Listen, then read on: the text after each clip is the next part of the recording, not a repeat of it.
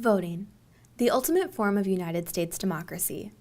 Many would argue voting is one of the most important things we can do as a U.S. citizen. Whether you choose to vote red, blue, or somewhere in the middle, the most important thing is that you let your voice be heard. Easy, right? For some, that's not always the case. Young people are one of the lowest demographics to turn out to the polls in any election, presidential or midterm.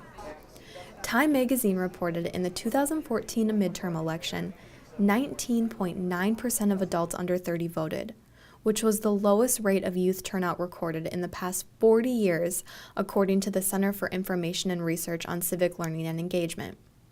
However, the times are a-changin'. In an article from The Atlantic, published just a few days before the midterm election, indicated that preliminary results from ABC exit polls suggest that voters 18 to 29 would make up 13% of the overall electorate in this year's midterms, which would be an 11% increase from 2014. Senior New Tech High School government student and first-time voter, Caitlin Schneider might know why that number is increasing.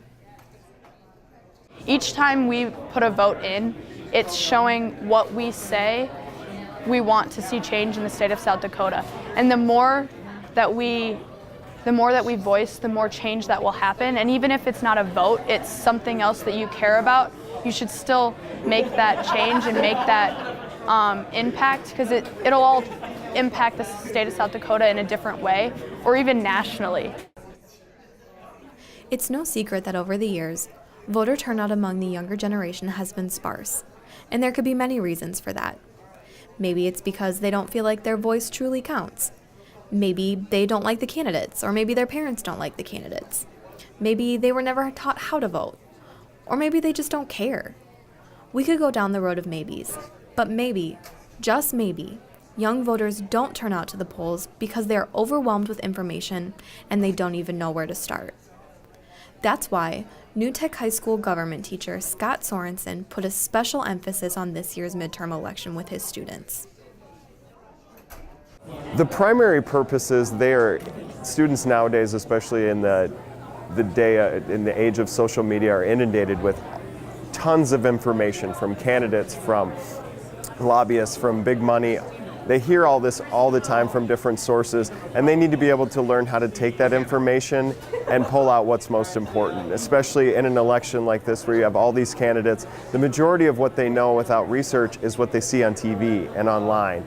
So ultimately, a lot of people might show up to the ballot booth and choose based on who had the best commercial, or who had the best yard signs, or the most yard signs, or who had the best attack ads. So the goal behind this whole thing is for them to look into it and see, okay, I hear what this is about from TV, but what does it actually look like? I hear that this candidate wants to do this, but what is their background, or who are they associated with, or who's financing their campaign? To try to dig deeper than just, it's November 6th, time to go to the ballot box, I like R's, or I like D's, or whatever it is, to try to go a little deeper than your average voter probably does.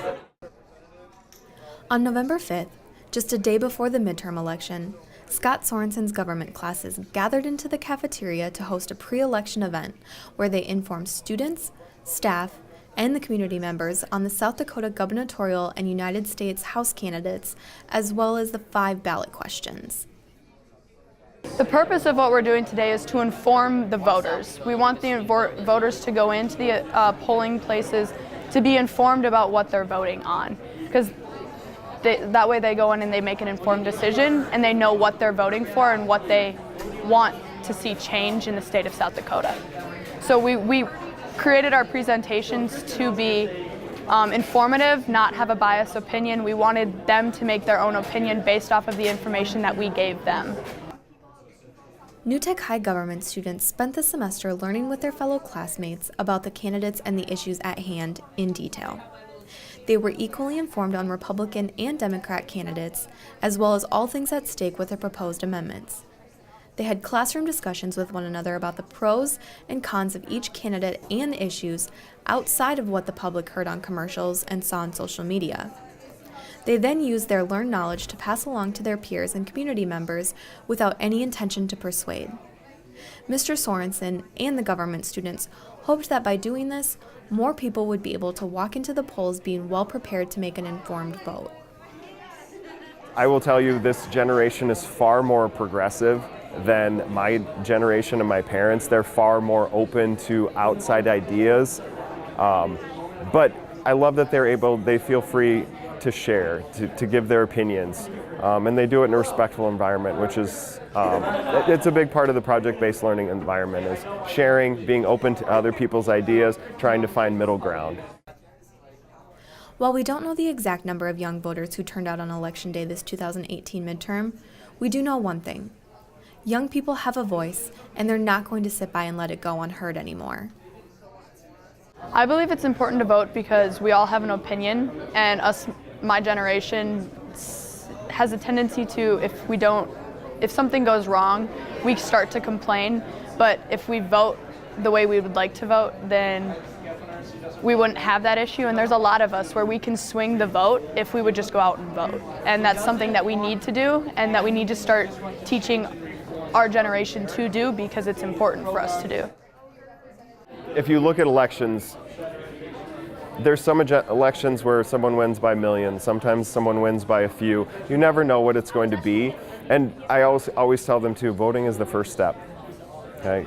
You register to vote, you go out and vote. That's step one. If you really want to see change, that's where knocking on doors, getting involved in the community, maybe thinking about someday even running for a campaign, working for a campaign, finding out what your principles are, finding out what you support, and going beyond the first Tuesday in November and kind of living that through your whole year. And if some of them take that away from this, then mission accomplished.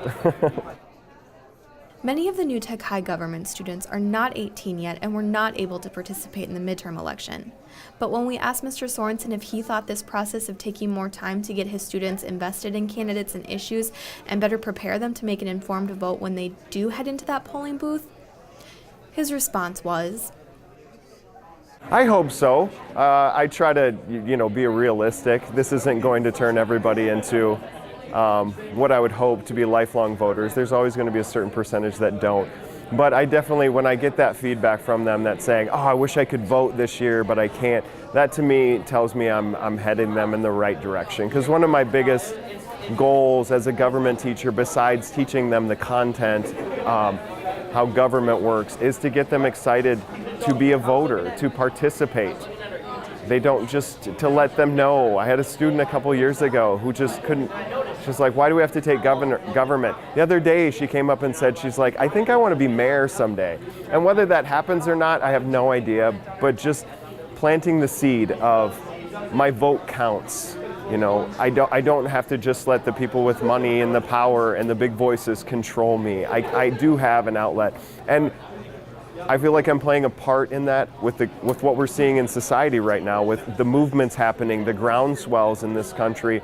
I'm hoping that they'll see that, your everyday 18-year-old in South Dakota can actually make a difference.